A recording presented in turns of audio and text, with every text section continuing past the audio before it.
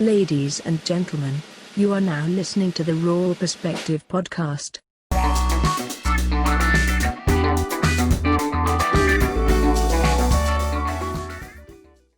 I think the major problem with the NFL is the number of players they have. Yeah, the number of players. There's a ton of factors with the NFL right now. So you got the players, of the fact that a lot of the fans aren't able to go because of the coronavirus. So that affects the players' numbers, their income, their contracts. Like, yeah, I don't think it affects the players' income because they're all on their contract. So NFL is going to find a way to pay them regardless. Yeah. I think future contracts will be affected. Yeah. Because it's not going to, the projected salary cap is not going to be the same. Yeah, they anymore because they're not getting all that revenue. Yeah, they can't. It's getting to the point where the model that they have now is going to be unsustainable in the future. And a lot of that, just the way that their players are, their marketing strategies, how everything is set up around the fans. Mm-hmm. And if you take the fans out, like you pretty much cripple the whole thing. That goes with any of the sports, really. Well, in my opinion, I don't think it'll cripple the NFL because if you think about it, they're America's number one sport. Yep. And the majority of the fans, anyway, watch from home. Yeah, so, most of them. Yeah, I wouldn't understand. It might cripple them if they got rid of all the TVs. Like they couldn't watch them on TV, but they do get a lot of money from the fans that do participate. In the games every week, and they get money from concessions and stuff like that. But they have an online store. Fans always buying fan gear and stuff like that to support people on their couch. But I know the NFL as a whole is starting to lose fans because of their political stances. Mm-hmm. My personal take is, if you're a business or an entity like the NFL, like, just keep it to what you're good at, which is football, and keep the politics stuff out of it. I think that would be their best bet. And I think that would gain the most respect from all their fans, because as soon as you start picking sides, that your fans are going to fall on one side or the other most of the time. So do you think they should stop playing the national anthem?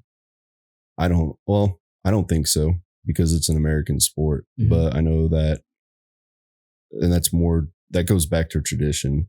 So it'd be like the Marines not celebrating the Marine birthday because it offended half of the people. So I think there's some things that you should keep for tradition that isn't harming anybody. I think the national anthem should be there based on tradition. I think that should go for most American sports. The question, though, is taking a knee during the national anthem harming anybody? No. And I have my own stance on taking a knee too. So as an airman in the Air Force, my whole job was to protect the Constitution of the United States. So if you want to take a knee, that's your prerogative. That's what we go to protect. And that's part of your freedom. So you can either have freedom or you don't have freedom. You can't have it in the middle. So by telling people they can't take a knee, they're telling people they can't have their freedoms. Yeah, like that's how I look at it. Yeah, like my stance on it, I don't find that disrespectful at all, because whereas historically, taking a knee has always been a show of respect, because back in the day when a king was knighting somebody, they took a knee. That's them showing respect and bowing their heads down. Yep. Asian culture, bowing down, is showing respect. When you have a fallen brother, that died in war, you take a knee, show him respect. So I don't know how this taking a knee has somehow translated into disrespect, when I just gave you 3 examples of how, it's a sign of respect. Initially when Kaepernick just sat on the bench, I find that disrespectful. Yeah. You know what I mean? If that was the argument, I completely understand. Yep. But just taking a knee, like, I don't I don't see what the big deal is at all. Yeah. And I personally think for the players, like, you should be with your team. You should all work as a team together. So when half are taking a knee and half aren't, that to me shows a bunch of like strife within the team. Yeah. And I think before they go out there, they should figure out what they're going to do.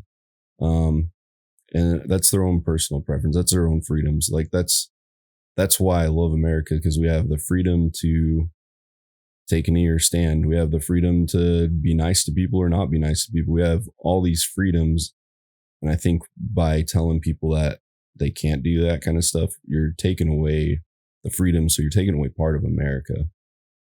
Yeah, people thinking with topic like that, there's so many different rifts between people, and you're never gonna find, everybody agreeing together. But what I find kind of weird though is because there has been a shift where taking the knee is more accepted now amongst, sport leagues. Mm-hmm.